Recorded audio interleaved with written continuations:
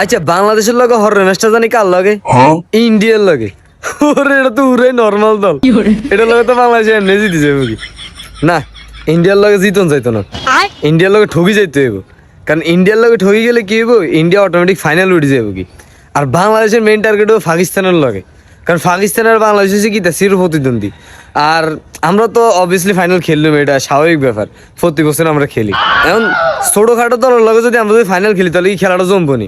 India তো মনে হয় মোটামুটি একটু ভালো খেলে, তবে আমি বাংলাদেশের তো কিন্তু ভালো খেলে না। বাংলাদেশ তো হলো যে মানে এশিয়ার মধ্যে সবচেয়ে সেরা দল, হট ফেভারিট টিম হচ্ছে বাংলাদেশ। তো আমরা যদি ফাইনাল খেলি আমরা তো ইন্ডিয়া ছাড়া জমতো না খেলাটা। তো আমরা চাইতেছি কি তা ইন্ডিয়ার এই ম্যাচটা জিতে দিম, জিতে দিলে কি হইব, ইন্ডিয়া ফাইনাল উঠে যাবো। আর আমরা পরবর্তী ম্যাচটা পাকিস্তানের লগে একদম ফাটাফাটি একটা লড়াই করে আমরা উঠে যাই ফাইনাল। তারপরে আর কি বাংলাদেশ প্রতি সময় যেটা করে এশিয়া কাপ ফেডালে বাংলাদেশে চলে যাবো। আই মনে করেন যে আমার লিটন দাসে কক্সবাজার যাবো, কি কক্সবাজার কি করবো, হোটেলের মধ্যে ওই খাটে গুণ আছে না, খাটে গুণের মধ্যে হইতবো, মেসির মতো একটা ট্রফিলে সেলিব্রেশন করবো ঘুমাই না।